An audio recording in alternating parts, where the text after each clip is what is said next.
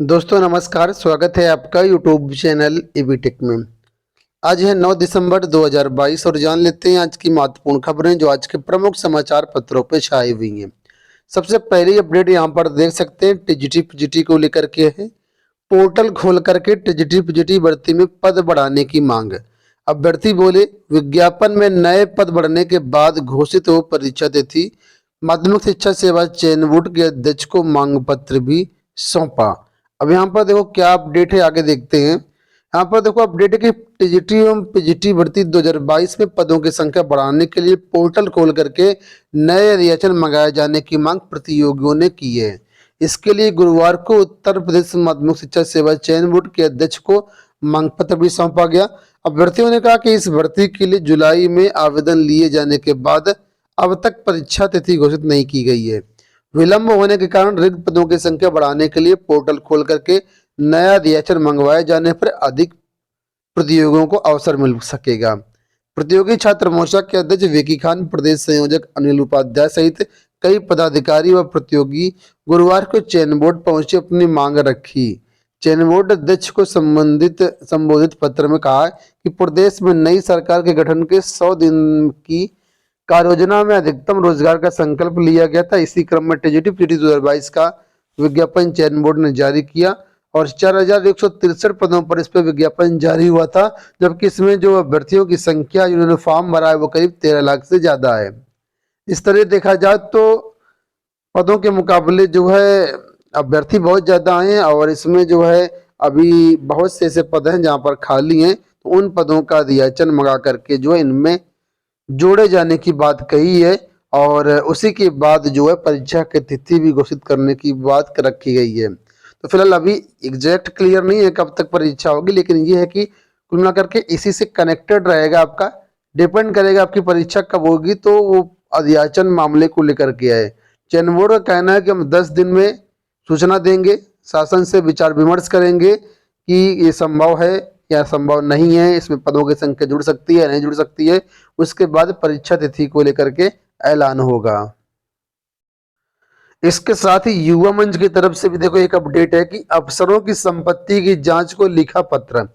युवा मंच के अध्यक्ष अनिल सिंह ने मुख्यमंत्री को पत्र लिखकर के जिला विद्या निरीक्षकों की संपत्ति की सीबीआई जांच कराने व तदर्थ शिक्षकों के पदों को टीजीटी पीजीटी के विज्ञापन में शामिल कर जल्द परीक्षा कराने का अनुरोध किया है। अनिल सिंह का दावा है कि डीआईओएस की मिलीभगत से तदर्थवाद खत्म नहीं हो रहा है। सुप्रीम कोर्ट के आदेश की अवहेलना करते हुए डीआईओएस तदर्थ शिक्षकों का वेतन जारी कर रहे हैं। तो यहाँ पर इन्होंने कहा है कि तदर्थ शिक्षकों के जो भी पद है उनको टीजीटी पीजीटी में जोड़ा जाए और जो भी डीआईओएस जो मिलीभगत करते हैं प्रबंधकों से उनकी जांच करवाई जाए। तो यहाँ पर बिल्कुल मिलाकर के टीजीटी पीजीटी को लेकर के दोनों संगठन कार्यरत हैं और उनकी तरफ से यहाँ पर दोनों अपडेट आप लोग देख पा रहे होंगे। चलिए हम लोग बढ़ते हैं अगली अपडेट की तरफ। तो यहाँ पर अपडेट है कि यूपी बोर्ड पहली बार एसटीएफ की रिपोर्ट पर डिबार होंगे दागी स्कूल। हाई स्कूल और इंटरमीडिएट की बोर्ड परीक्षा के लिए केंद्रों के निर्धारण में स्पेशल टास्क फोर्स की रिपोर्ट भी आधार बनेगी। यूपी बोर्ड पहली बार एसटीएफ की रिपोर्ट पर दागी स्कूलों को डिबार करने जा रहा है। अब तक 10वीं 12वीं की परीक्षा में गड़बड़ी कराने वाले केंद्रों को ही यूपी बोर्ड डिबार करता था, लेकिन 2023 में पहली बार बोर्ड परीक्षा के अलावा प्रतियोगी परीक्षाओं में गड़बड़ी करने वाले स्कूलों को भी केंद्र निर्धारण की प्रक्रिया से बाहर रखने का फैसला लिया गया है। तो कुल मिलाकर के यहाँ पर जो है उत्तर प्रदेश में विद्यालयों की संख्या के बारे में बताया गया है, कितने विद्यालय हैं, कितने बच्चे पंजीकृत 2023 की परीक्षा में। और फिलहाल देखा जाए तो इसमें बोर्ड निर्धारण मतलब केंद्र निर्धारण की प्रक्रिया चल रही है। 14 दिसंबर तक आपत्तियां इसमें ली जाएंगी, ठीक है। और उसके बाद जो अंतिम सूची जो 7 जनवरी को जारी कर दी जाएगी कि आखिर कौन सा केंद्र किस स्कूल के लिए रहेगा। बढ़ते हैं हम लोग अगली अपडेट की तरफ। तो यहाँ पे देखो अपडेट है कि पोर्टल पर लिखा है 7 शिक्षकों का इस्तीफा, 2 निलंबित। मऊ आइमा विकास खंड के 7 शिक्षकों के डाटा से छेड़छाड़ के मामले में एक बाबू और एक सहायक अध्यापक को निलंबित कर दिया गया है। प्रकरण की जांच के लिए बेसिक शिक्षा अधिकारी प्रवीण कुमार तिवारी ने खंड शिक्षा अधिकारी हंडिया व सैदाबाद को संयुक्त रूप से जांच सौंपी है। बीएसए के अनुसार वरिष्ठ सहायक मऊ आइमा ऋषि प्रकाश शुक्ला और प्राथमिक विद्यालय सिसवा मऊ आइमा के सहायक अध्यापक सुहृदय पांडे को प्राथमिक जांच में आरोपित किया गया है। इन दोनों को तत्काल प्रभाव से निलंबित कर दिया गया है।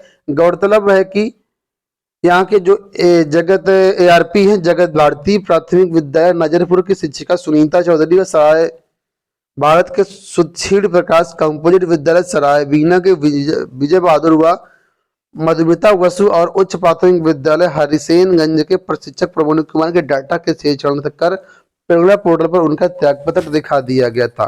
तो प्राथमिक शिक्षकों का एक मामला जिसमें 2 निलंबित कर दिए गए हैं।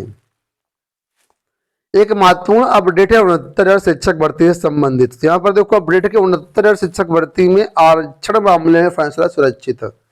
इलाहाबाद हाईकोर्ट की लखनऊ पीठ ने 69,000 सहायक शिक्षक भर्ती के मामले में आरक्षित वर्ग की 19,000 सीटों पर आरक्षण के मुद्दे पर सुनवाई के बाद फैसला सुरक्षित कर लिया है। न्यायमूर्ति ओम प्रकाश शुक्ल की एकल पीठ के समक्ष इस मामले में आरक्षित वर्ग के अभ्यर्थियों की याचिकाओं पर बृहस्पतिवार को सुनवाई हुई। अब कोर्ट इन पर फैसला सुनाएगा। याचिकाओं का आरोप है कि आरक्षित वर्ग के अभ्यर्थियों को टीटी तथा सहायक अध्यापक में अंकों में छूट देकर के दोहरा आरक्षण दिया जा रहा है।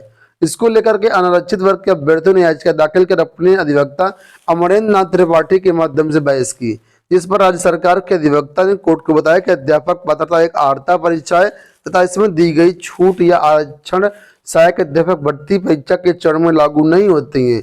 यह उस परीक्षा का भाग नहीं है। इसके जवाब में याचिकाओं के अधिवक्ता ने कहा कि जब सहायक अध्यापक पात्रता सहायक अध्यापक भर्ती का भाग नहीं तो फिर उन्हें अध्यापक पात्रता परीक्षा में अंकों में छूट आरक्षण के आधार पर क्यों दी जाती है। इस पर सरकारी अधिवक्ता ने कहा कि इस भर्ती में आरक्षित वर्ग के अभ्यर्थियों को डबल रिजर्वेशन नहीं दिया जा रहा है, बल्कि ये भर्ती बेसिक शिक्षा नियमावली 1981 तथा आरक्षण नियमावली 1994 के तहत की जा रही। ऐसे में आरक्षित वर्ग के अभ्यर्थियों द्वारा डबल रिजर्वेशन पर दाखिल की गई याचिका को कोई महत्व नहीं है। तो फिलहाल इस मामले पर फैसला सुरक्षित कर लिया गया। देखना ये होगा कब फैसला इसका आता है। जैसा कुछ होगा आने वाले टाइम पर हम आपको अपडेट कर देंगे। देखो यहाँ पर GIC प्रवक्ता और LT गेट अभ्यर्थियों के लिए अपडेट है कि 1,500 चयनितों को लगी 1 लाख की चपत। अब कैसे लगी देखिए, नियुक्ति में विलंब के कारण राजकीय माध्यमिक विद्यालयों में सहायक अध्यापक एवं प्रवक्ता के पदों पर चयनित तकरीबन 1,500 अभ्यर्थियों के 1 लाख रुपए की चपत लग चुकी है। इन अभ्यर्थी काउंसलिंग हो चुकी है। एक कार्यक्रम में इन्हें नियुक्ति पत्र वितरित किए जाने हैं, लेकिन शासन स्तर से कार्यक्रम का समय ही नहीं निर्धारित हो पा रही है। लोक सेवा आयोग ने 19 विषयों में GIC प्रवक्ता के 1342 पदों का परिणाम जून 2022 में 2 चरणों में जारी किया था। इसके बाद 10 से 20 अक्टूबर तक चयनित अभ्यर्थी की ऑनलाइन काउंसलिंग करवाई गई। इसी दौरान LT गेट 2018 के तहत 7 विषयों में वेटिंग लिस्ट के 323 अभ्यर्थियों की भी काउंसलिंग करवाई गई थी। तो कुल मिलाकर के अगर इनकी ज्वाइनिंग हो जाती तो अब तक एक काफी वेतन उठा लेते। तो वही ज्वाइनिंग ना हो पाने का अभ्यर्थियों के वेतन का जो नुकसान हो रहा है वो करीब बताया गया कि 1 लाख रुपए की इनकी चपत लग चुकी है। एडेड जूनियर हाई स्कूलों से मिले रिक्त पदों में अंतर ब्यौरा तलब। सहायता प्राप्त जूनियर हाई स्कूलों में शिक्षकों की भर्ती से पहले बेसिक शिक्षा विभाग विभिन्न जिलों में रिक्त पदों के ब्यौरे का मिलान कर रहा है। इस क्रम में लगभग 4 दर्जन जिलों के BSA से प्रधानाध्यापकों व शिक्षकों के रिक्त पदों का ब्यौरा मानकों के मुताबिक परीक्षण करके उपलब्ध कराने को कहा गया है। इसके बाद प्रधानाध्यापक के 390 और शिक्षकों के 1507 पदों पर भर्ती का कार्यक्रम जारी होगा। तो 1897 पदों पर भर्ती आई थी। इसमें पूरी प्रक्रिया के बारे में आप लोग जानते हैं, लेकिन जो पहले अधियाचन आया था और अब जो डाटा आया है उसमें भिन्नता है। इसी वजह से यहाँ पर विलंब हो रहा है। तो कुल मिलाकर के 4 ऐसे जिले हैं जहां से जिन जिलों में समस्या आ रही है, तो इसका ब्यौरा तलब किया गया है और मिलाया जाएगा फिर से और देखना होगा कहाँ क्या है। और इसके बाद जो आप लोगों को जो है यहाँ पर ज्वाइनिंग प्रक्रिया आगे बढ़ाई जाएगी। अंत में सूचना चयन बोर्ड प्रधानाचार्य भर्ती को लेकर के कि अभ्यर्थियों के प्रत्यावेदन से 4 मंडलों में पैनल अधूरे। उत्तर प्रदेश माध्यमिक शिक्षा सेवा चयन बोर्ड ने वर्ष 2013 की प्रधानाचार्य भर्ती का पैनल जारी कर दिया, लेकिन 4 मंडलों में कुछ अभ्यर्थियों के प्रत्यावेदनों से आंशिक पैनल रुक गए हैं।